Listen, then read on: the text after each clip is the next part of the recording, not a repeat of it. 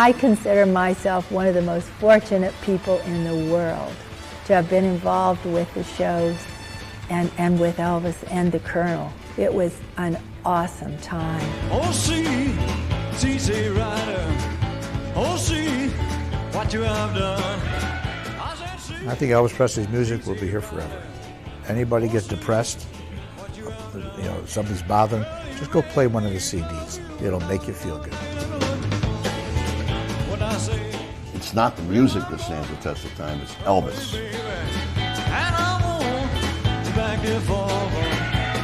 When we went with him, he was kind of at his peak, I think, in 1971.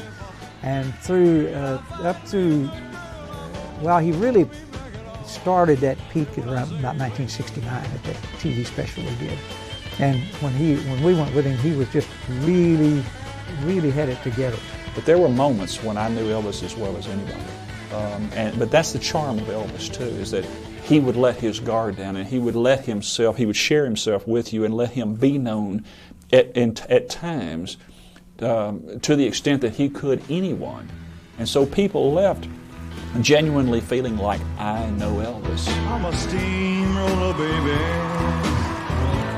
I'm bound to roll all over you. I'm a steamroller, baby. I'm bound to roll all over you. I think in his own way, Elvis was a perfectionist too. And when you stand still, you're not moving forward. As time went on, Elvis progressed from the raw, hormonal-driven blue suede shoes and all that sort of thing. He matured. That's the way I see it. His music matured. And I felt it was really better as the years went on. He was like a caged animal. He couldn't stand to be in the studio. He couldn't stand to be in a vocal booth and not move. He's very spontaneous, and he always stood right in front of the drums to express the beat, the emotion of what he was singing. I never realized that so much until we started doing the movies, this Elvis the Concert, where I had to listen just to his voice a lot of times. And he would go in the studio and he'd start a song, and if it wasn't feeling right to him, he'd pick the microphone up off the record, walk over in front of the drum set, which was all in an isolated booth, and stand there until he felt it. I'm a steamroller, baby. I'm bound to roll over you. I'm a steamroller, baby. I'm bound to roll over you. I think he's one of the best performers I have ever seen in my life. I have never seen anybody that could communicate to an audience like he does. It was the pinnacle of the business, and the energy coming off the stage from the singers and the band and him, and then the energy coming back to us from the crowd was just incredible, and it was the highest of highs. I've never seen anybody, live performer, and I've seen a lot of them, do what Elvis could do. Elvis did things clinically correct. He was technically one of the best artists, and I didn't know it at the time. I was too young, too naive. But I will tell you that after I became an adult and had a record company, I looked for people like that, and I never found any. That, you know, they could hear it. They had perfect or relative pitch, and they'd be on stage, and Elvis would hear an errant note hit by the trombone player in Joe Guercio's band. He'd stop the band. Hold on one second. Let's do that again. He would, the beat, the cadence of the music would be off. It would just, you know, there would be some small thing that someone would either make a mistake or just not be up to tempo or something, and Elvis would stop, and we'd do it all over again. Our concerts were much like being in the studio. They had to be spot on. They had to be 100% totally technically correct. And that's because Elvis felt like his fans deserved 100%. It was not about ego. It was not about, you know, I'm doing this to show everybody that I'm Elvis Presley and you're not. That wasn't what it was about. And some artists are that way, by the way, but it wasn't Elvis. What Elvis was trying to convey, and I didn't know it then, I came to appreciate it, was that he, you know, these people had paid whatever they had paid. And they were sitting in a crowded auditorium, and these were Elvis fans. And he wanted to give them 100% of the show, and substandard was not going to work for him. Oh, see, CC Rider. Oh, see what you have done. I said, see, CC Rider. Oh, see. Colonel and one of his staff were driving from Palm Springs, where Colonel's wife was staying with her nurses, back into Los Angeles because Colonel had to go to the office on Monday morning. It was Sunday afternoon, and they turned on the radio, and President Nixon was speaking from the Wall of China. He had opened negotiations with China. And Colonel said, you know, this is making history. This is incredible. Everyone around the world is watching this. And then he said, Elvis is a worldwide star. He should be the first to sing via satellite so that everyone can see him at the same time. This will be the biggest audience he ever had. Well, I'm going away, baby, and I want to back this home. I'm going away, baby, and I want to back this home. If I find me a good girl, I want to be back at all. What I say. So this was a big challenge for Elvis. I mean, doing a live performance, you had to be live, and you come on at a certain time, and it cuts you off at a certain time. So you got to finish the show within that 58 minutes, wherever it is. And it was a big challenge. But you know, it was a great challenge for him. He took the challenge. If you saw the show, he looked so handsome, good looking. He got himself in great shape for that. And he did that show just like, and we all figured he'd be a nervous wreck. He went out there and just did it. And he did a great job, and he was right on the moment when it was supposed to be over with. He finished the show. It was a very exciting moment for all of us. I mean, we didn't know what to expect and how he was going to do it, and he did it. He did it right the way it was, as we know. A billion people around the world seen him live.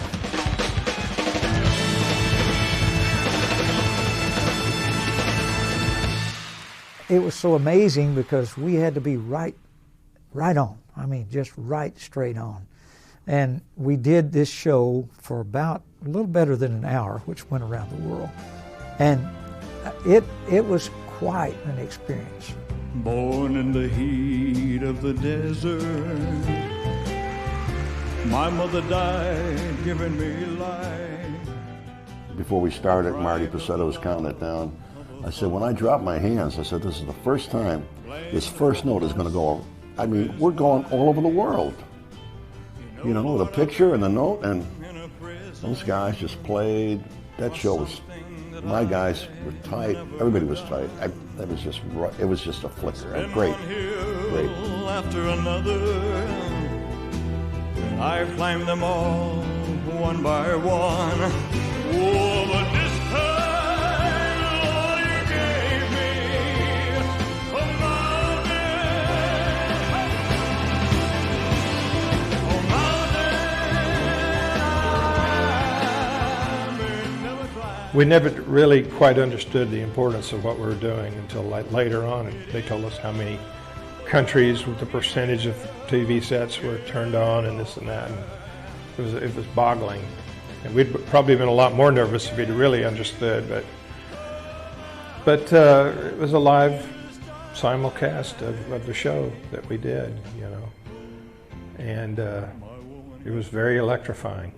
It was just, I've talked about his ability to rise to the top levels of the audience response and the intensity. Well, this thing was, if it was 1 to 100, it was 100 all the way. You know, there was no holding back.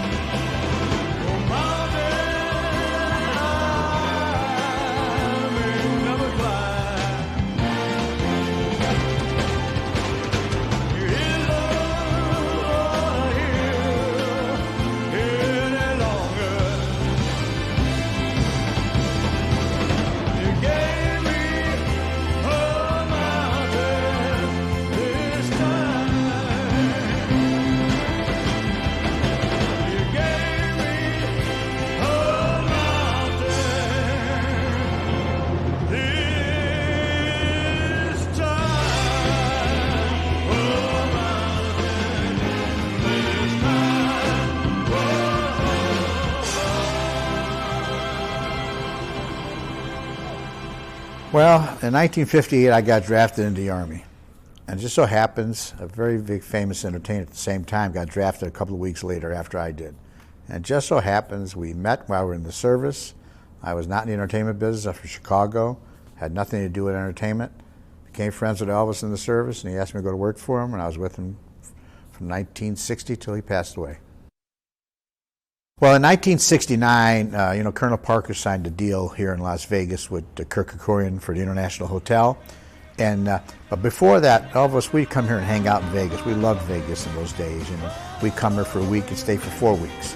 We'd go see all the big stars in town, all the shows, and just hung out. It was great. So Colonel apparently cut Elvis a deal at the International Hotel for him to play there for 5 years, twice a year, and one in January, one in August, 28 days, 2 shows a night straight. No days off, not like today where you do 1 show a day and you're off for 3 days. 28 days straight, that 56 shows.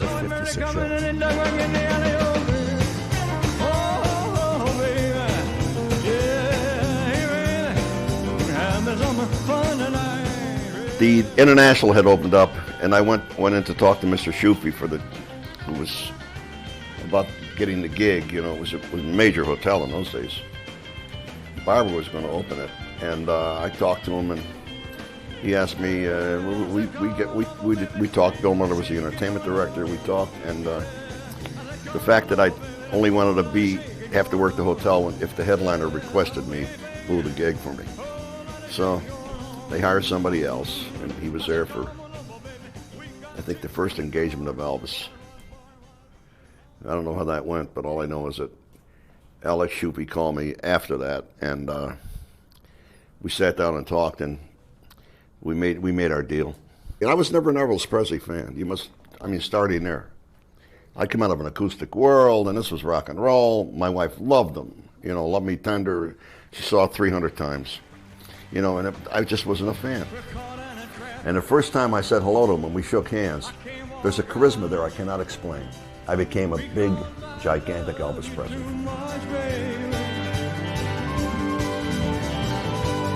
Why can't you see what you're doing to me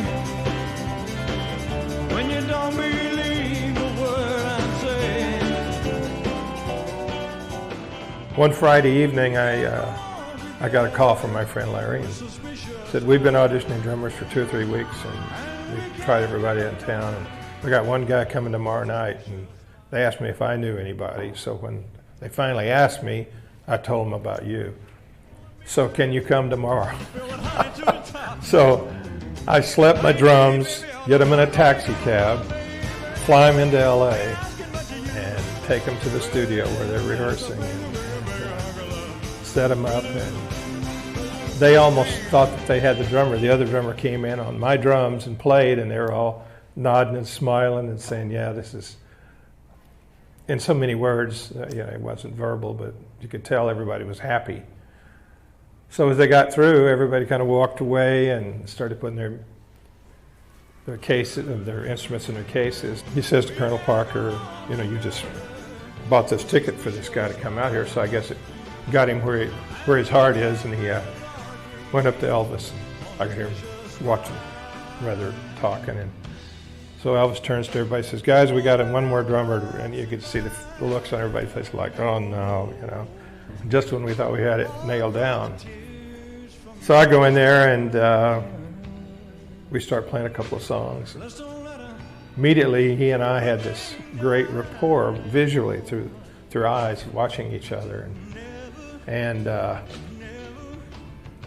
long and short of it is that I think that's what made the difference in him choosing me over the other guy at that particular time, was because, well, that's what he told me anyways, because he says, you watched everything I did. I could wiggle my little finger and you'd do something to accent it or something, And later on when I talked to DJ about it, he used to say, hey, yeah, it's like playing for a stripper.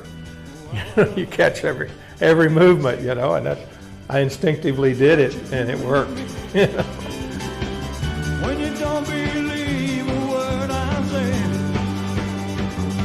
well, don't you know, caught in a trap, I can't walk out because I love you too much.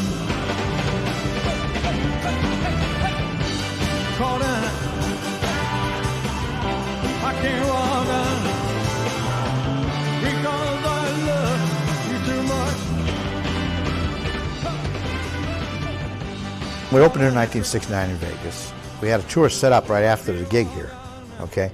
So we had a couple days off, and then we had a plane here, and we took off to go on tour. I think we had like 12 cities we had to go to.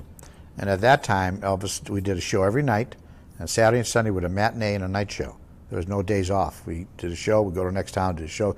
So it became like a routine. We got really well, we had great security guys work all with us together, a valet guy, transportation guy, and just so everybody had their certain job to do. And we all learned as we went along, make sure all the little kinks were out of it. And we became such an organized group that a lot of other people and security people and other police officers in other towns we would meet, they said, you guys are the most organized people we've ever seen in your life, security-wise. You know, we'd have some of the guys would go a day ahead of time, make sure the hotel was all set up. We would land in that city, and they'd be waiting for us at the airplane to give us our room keys, the room lists, so everybody knew where to go when we got there.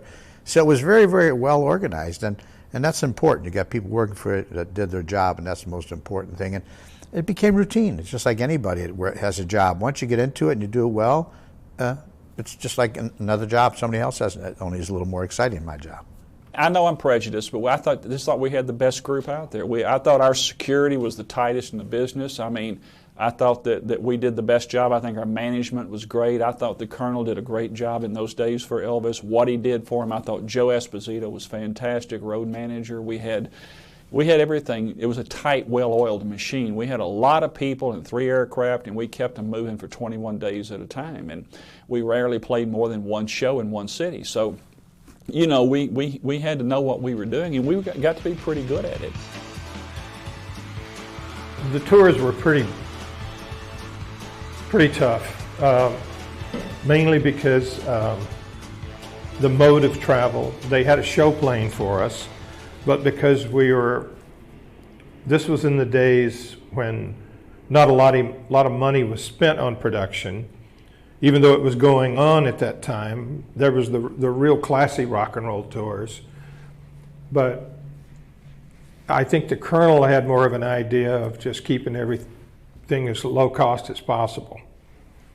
With that in mind, we had a show plane that carried lighting, sound, a whole bunch of different people, all the band and orchestra members, and we'd have to fly early in the morning because people would have to get there and set up.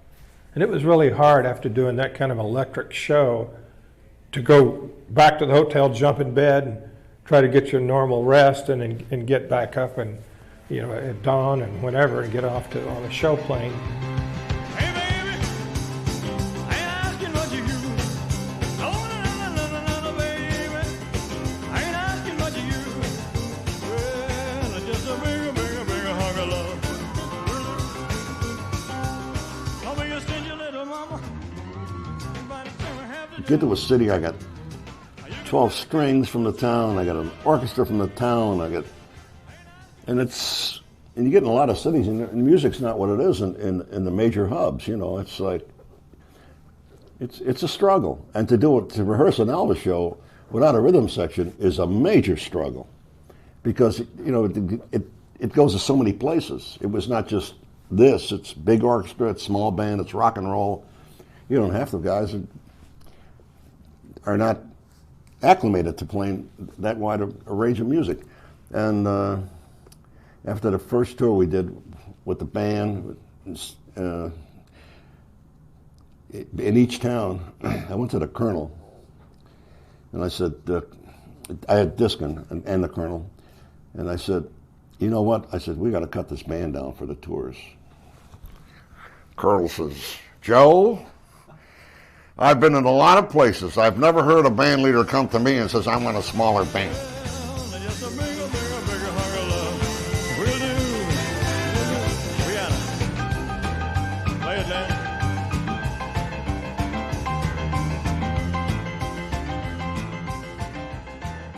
I think the orchestra brought a classiness and a fullness of music to Elvis's shows that can only be achieved with an orchestra. I like orchestrated music. I like orchestras. I like rhythm bands too. but I love orchestras to enhance them. And I think they did a terrific job of enhancing. The rhythm band was always out front, the lead guitar and when the piano had a lead and so forth, they were always out front. But the orchestra built the foundation underneath everything that really makes it sound good.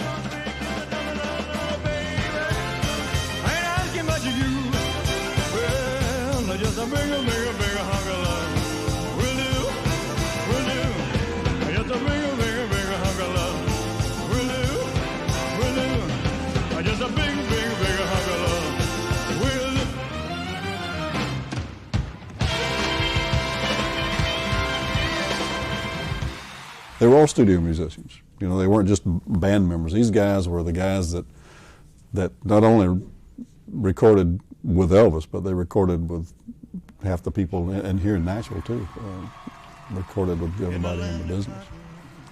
So they were, anytime you heard a live Elvis concert from the quality of music, it was like listening to a record. And of course we had this huge orchestra behind us, and the suites, and originally we had the Imperials. I think they made the decision that they didn't want to continue on for personal reasons and so forth. So I think Elvis had always admired J.D. Sumner and the Stamps, and so they came along then, and they were along till the end. So in the spring of '71, we sent them our latest LPs, and Elvis really liked what we did. And in addition to that, J.D. had known Elvis back when J.D. was singing with the Blackwood Brothers in Memphis, and Elvis was a kid working for the electric company. But they did it that way, and Charlie called us up and said, Elvis likes your singing and wants to know if you guys are interested in doing background vocals for him. So we said, of course, J.D. said yes. He loved that quartet sound, and that became a part of everything he did. And then he brought in the Sweet Inspirations, the black girls, because he loved the black choir feel. And his music, if you really listen to it, was a combination of the black gospel and the white Southern gospel. It's really just a blend of those two musics. And he wanted that feel and that sound, you know, in every song that he sang. And so it was an unbelievable ensemble on stage. I mean, here we were with the Stamps Quartet and the Sweet Inspirations, all of us singing together. It was a huge sound. It was like singing with this incredible choir every night, and then Elvis with a full orchestra. There was just nothing like it. There was nothing like it.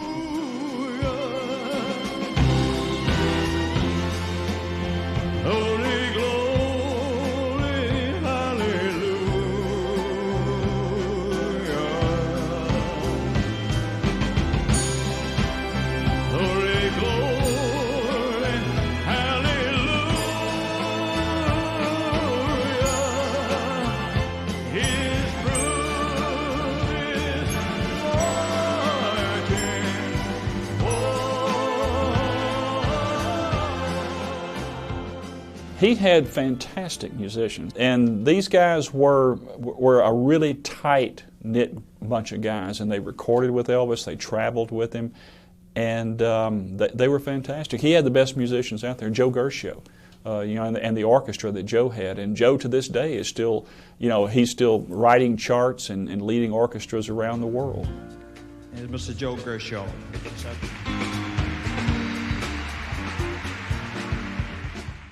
The glue came together the first rehearsal because, you know, they're pros, my guys are pros, I've been doing it for a long time, and Elvis was blown away, really blown away. Then he started with those karate chops, you know, and every once in a while I took him as cutoffs, and he loved that, and he loved all of that.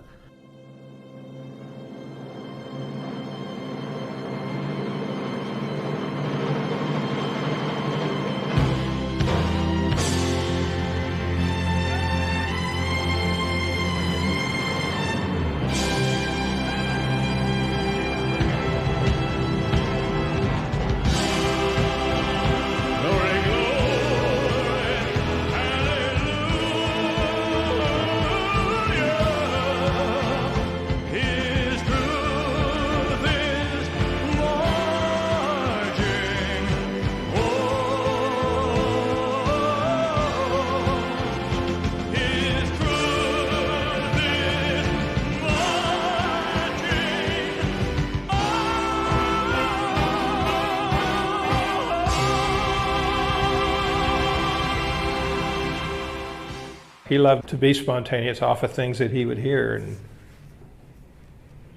he had the ability to draw that out of you. It's the style with which he would draw it out. He never told me what to play, never. He always, and from the very beginning, he says, I want you to do your thing. I don't want to try to sound like all the records or any of that stuff. You play how you feel it. You're gonna set me on fire. My brain is flaming. I don't know which way to go. Yeah. Of course, you know, he had the sweet inspirations out there, and he had the Stamps Quartet and J.D. Sumner. He had Kathy Westmoreland. But you take all those individual great talents, and I used to say this a lot, that you took these disparate personalities, these different egos, these different talents, and Elvis on stage did what he did off stage. He melded every one of us into a very, very tight-knit, well-oiled machine. We did our jobs, and we did it very well, whether it be handling baggage or handling taxis or luggage or handling the music that was produced on stage. But then Elvis would turn to that audience. And I've never seen anybody in my life that could mesmerize an audience like he could. He was almost messianic. I mean, I can understand why some of these people talk about the Church of Elvis and all that. You know, I mean, I don't get it, but I'm telling you, the man could make you stand up, sit down, cry, laugh, applaud, whatever he wanted to do. And he could do it with his mannerisms, and he had an incredible control over people at those concerts. It's coming closer, claims that I reach in my body. Please won't you help me? I feel like I'm drifting away. He had such a great voice. There's no choice about it. The guy could sing anything he was to sing. Gospel, country, music, anything, pop songs. He loved songs, very strong songs. And over the years, his voice got stronger and stronger because he loved to sing, and he sang a lot. And as you can tell, a lot of songs, Elvis had high notes. He'd like to see him become a bass singer, but he wasn't good enough for a bass singer. But he loved doing that. And as years went on, he learned more. He was very good as far as music goes. And recording sessions, he would say, I want, play a little guitar over here, James, this, I want to do this, the drummer do this. But yet he couldn't read music. It was all a natural thing that was given to him. A good portion of the songs that we did live, you know, he liked to end with this huge high note and hold it, you know, because that's how he does his thing like this, and we're holding the note, and so the poor house singer over here is, you know, really pinching it on, so to speak. And, so that was the only hard part, but we loved that kind of stuff. I mean, the harder and louder and higher he sang, I mean, the more we loved it. So. Hunk of Burning Love is one of the songs that Elvis came up with on the first recording session we did with him. And I wasn't used to working with him in the studio yet, so didn't quite know how to act. So before we recorded, Charlie Hodge, who was his right-hand man, came to us, and he said, guys, he said, when Elvis records, he likes to do what he likes to do. And he said, if he points at you, he wants you to do something musically to impress him.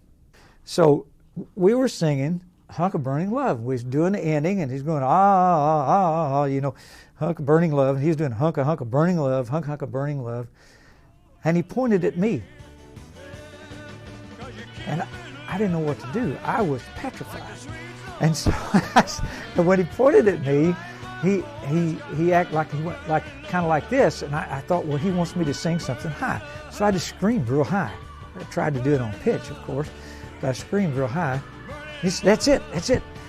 So for the next 3 hours, we went through that song and did that ending over and over and over until we got it just like he wanted it. And I was hoarse when I got done because I had screamed a high C was what it was. It was a high C, which is literally that's very high for a man. And that's how that came out.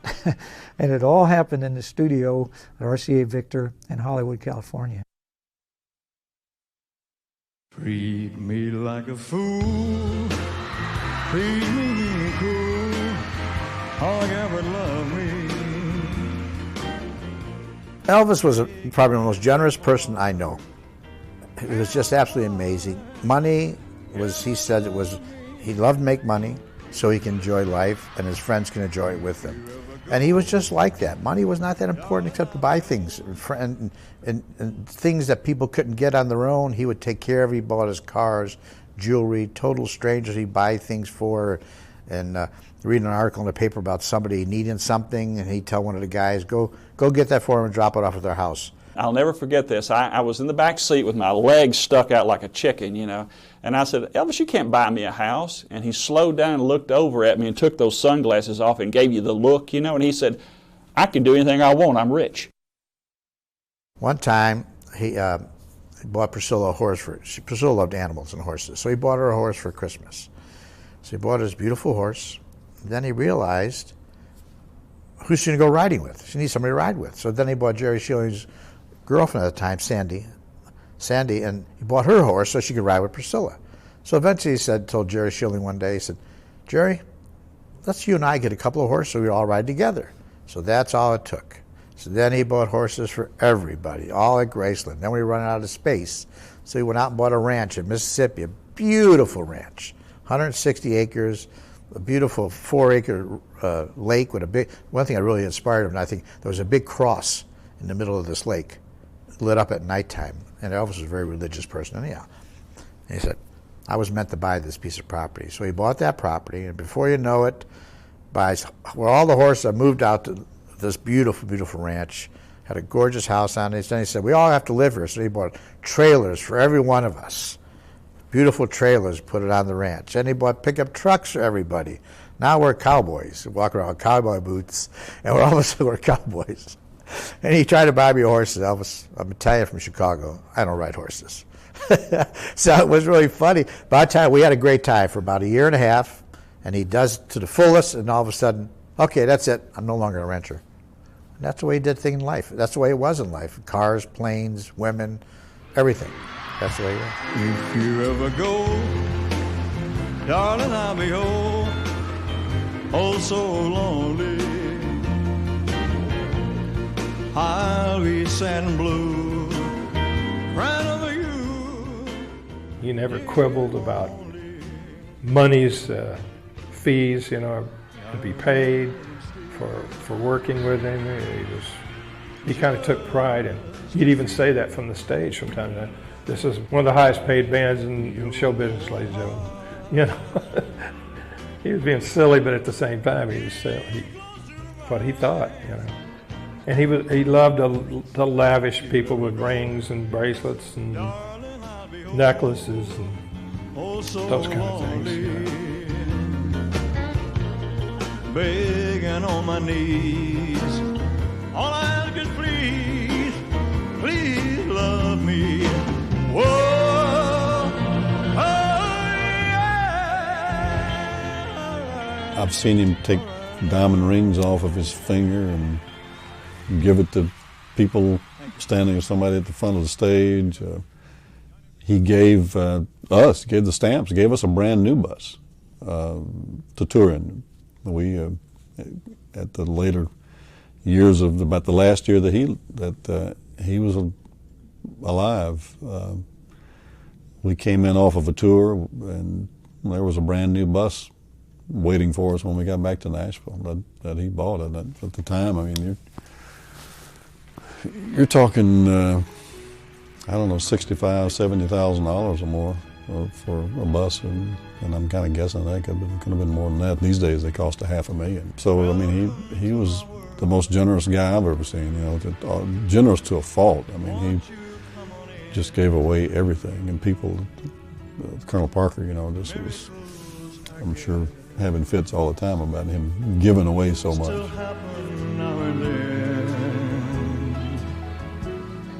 Step into my heart. Leave your cares behind. Welcome to our world,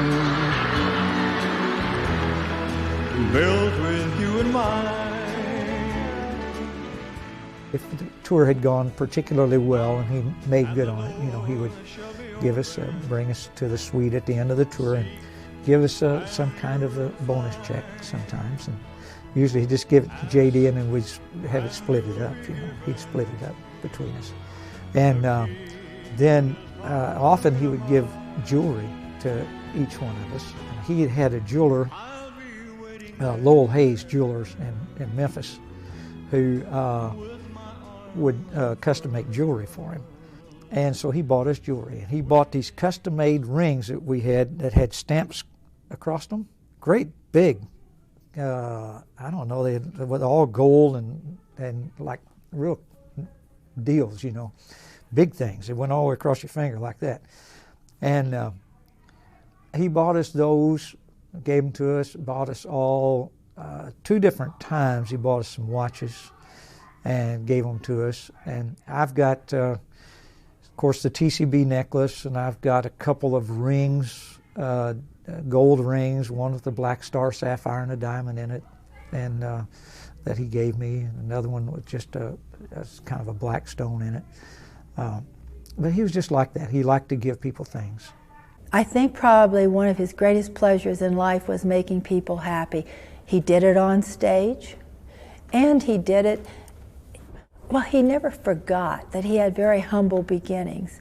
And to see someone else who was going through a difficult time, if he could give them something that would lighten their burden, even just for a little while, it was his pleasure to do so. Thank you very much. I'd like to sing a song that's probably the saddest song I've ever heard. It goes like this.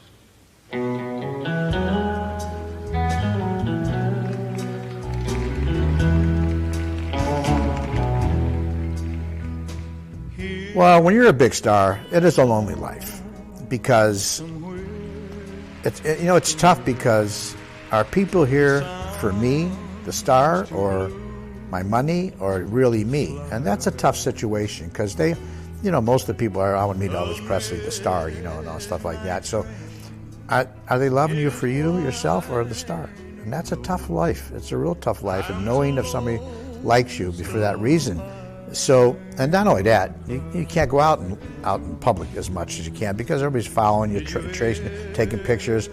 And the thing about Elvis, he loved his fans more than any star I know of because he knew they put him where he was.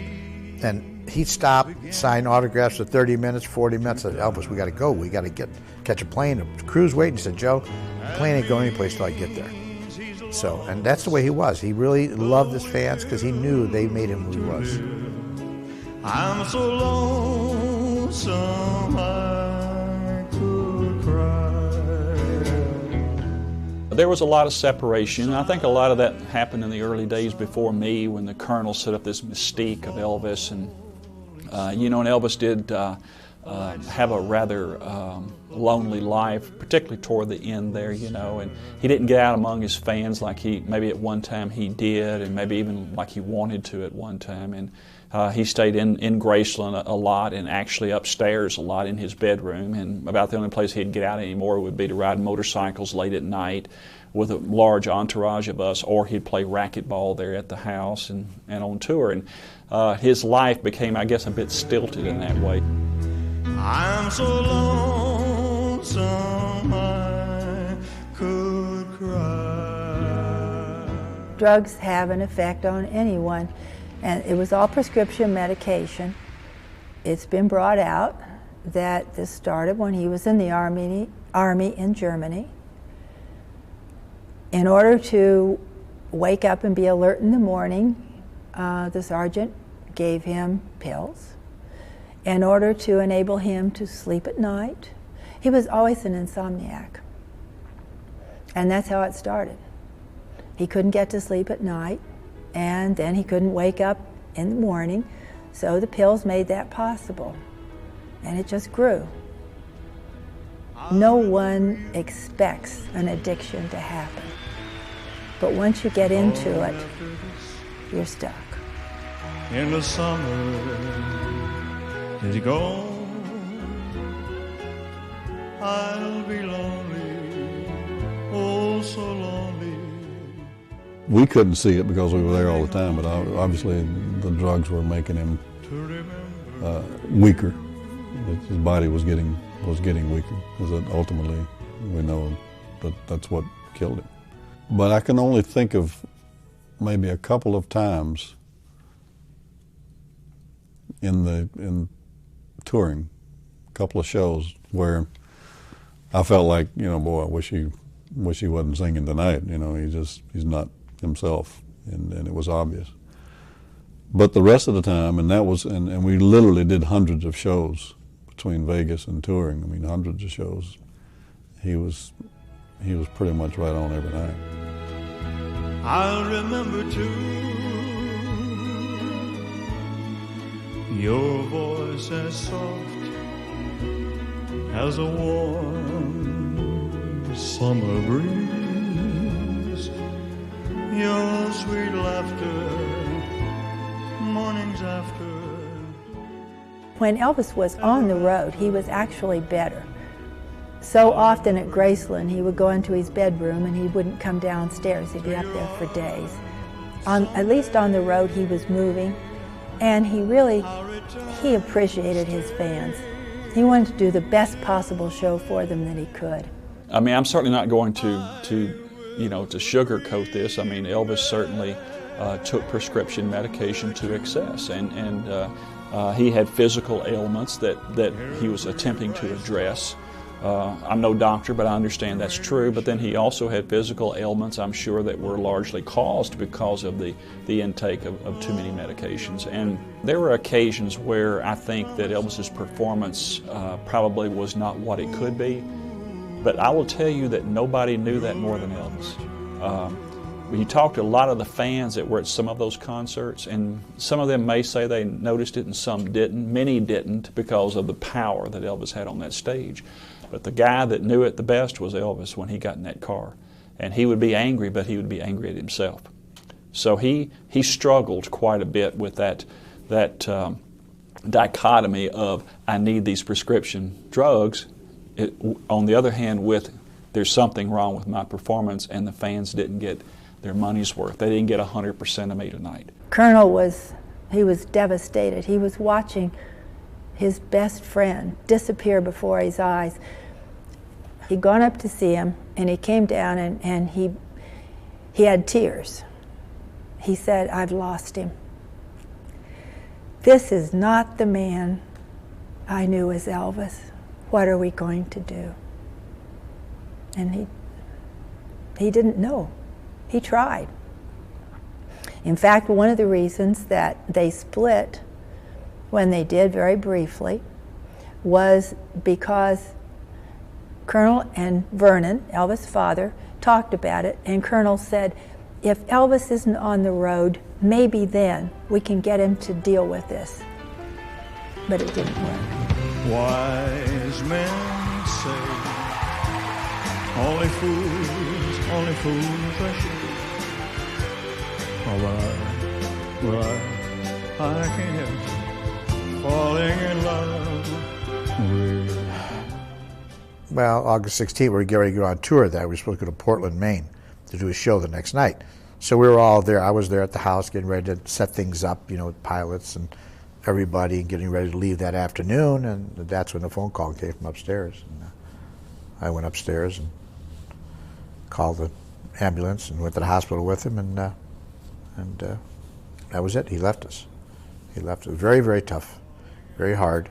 And it was just, it took me about 3 months to realize he was gone, that he was not coming back. Would it be a sin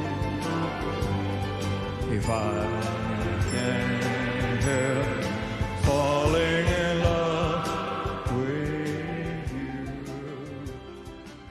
Colonel and his staff, which included me, were in Portland, Maine, when Colonel got the phone call that Elvis had been taken to the hospital.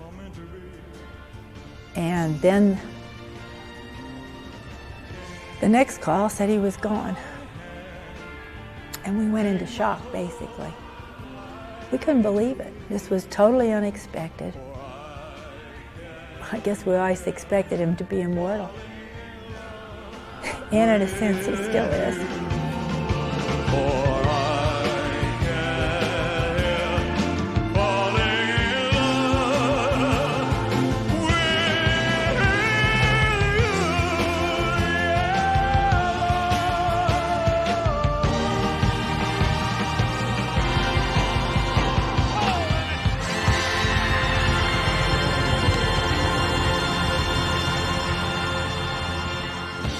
as we drove up the Graceland driveway, and I want to say it was about 2 o'clock in the afternoon, David Stanley was speeding down. He had like a little bronze-colored 240Z, a little Nissan, and he came down, and as he went by, he slowed down a little bit, rolled the window down, and he said, "Have you heard?" He said, "Elvis is dead."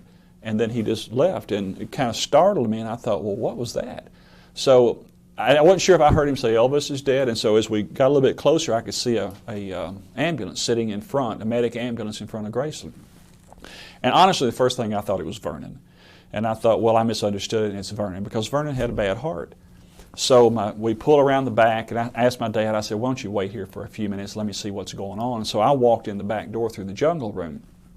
And when I did, I apparently had gotten there right at the moment when Dr. Nick had come back with the ambulance attendants to tell Vernon officially that Elvis had died at the hospital. They had already found him and taken him. And so I walked in the middle of that.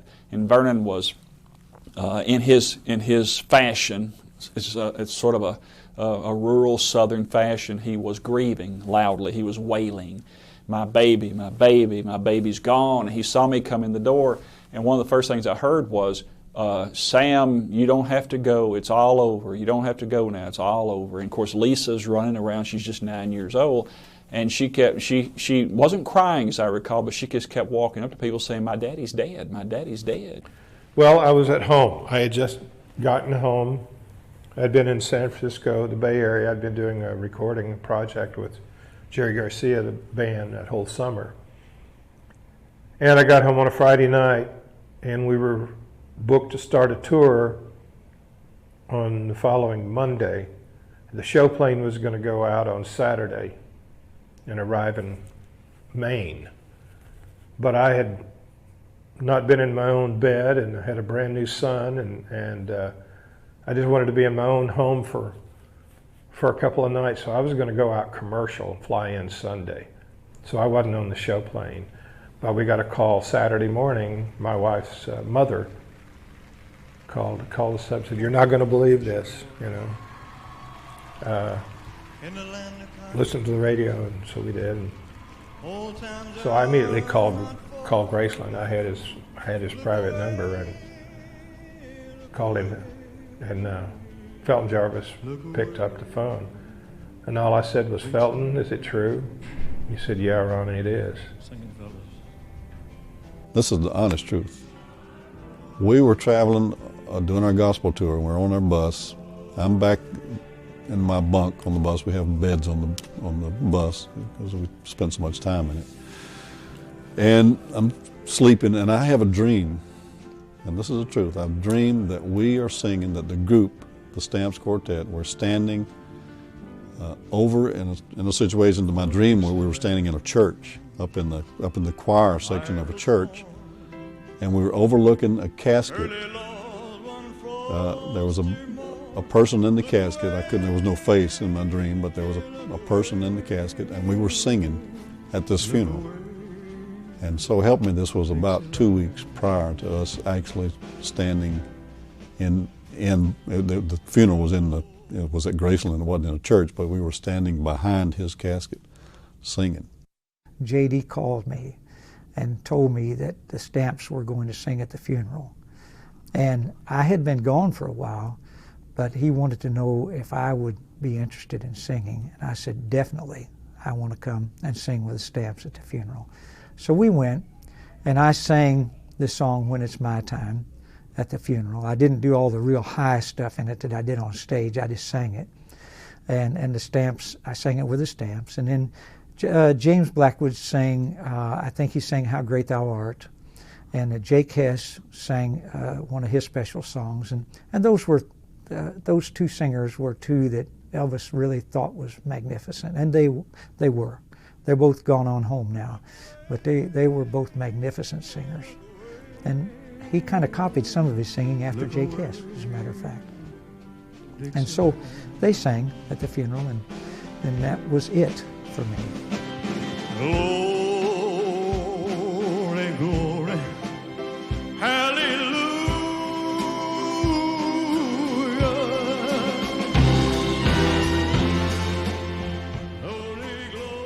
we got there, and it was just the next day. Jackie gave the eulogy. Jackie gave a great eulogy, and he closed it by saying Elvis has left the building. And these stamps were behind Kathy, behind the casket. And I said, I want to conduct this. And we did How Great Thou Art. And that was just, you know, suddenly all this goes up in smoke. But you know, people like EP, they had to die then. Now, can you imagine him being an old man? I can't. I can't see Marilyn Monroe being an old lady. I mean, there's a fox, and let her go out as a fox. You know, and I guess same with Rudolph Valentino. You know, there's some people that are not supposed to get old. James Dean, they're not supposed to get old. You know, look how they got him covered. I mean, it's always going to be that. You're never going to see anything older than him. As we were flying from Portland, Maine to Memphis, I said to Colonel, I have to go shopping. I have nothing in my suitcase that is suitable for a funeral. These are my working clothes. And Colonel said, if they were good enough for you to work for Elvis, they're good enough for you to say goodbye. So, we weren't properly dressed according to what society thought, but we were still there. So, it still comes right back, you know. When you think about it, you go right back to where we were. And it changed our lives totally. We were never the same. Never. It was a big shock to all of us. Anybody who was close to him understood tremendously. And it's just, but I just feel so good today that he's still out there stronger than ever. And these young kids today, 5, 6, 10-year-olds, love this guy when they hear his music and see him on television or a rerun or something. Then they absolutely idolize him. They meet me, they're thrilled to death. And I said, you know, I'm the one that I'm the lucky guy. I got to know him. And they're just thrilled to meet me because I was so close to him. And that makes me really feel good that people still want to know about my friend Elvis.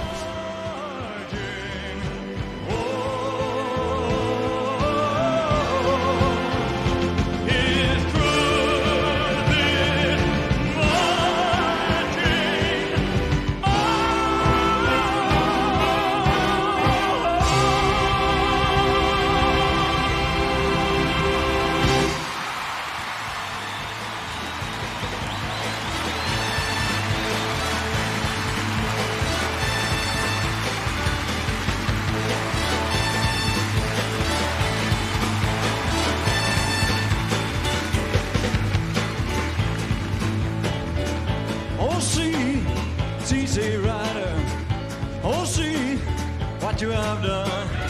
I said, see, see, rider. Oh, see what you have done. Girl, you made me love you, and now, what I say? Well, I'm going away, baby, and I won't be back here for.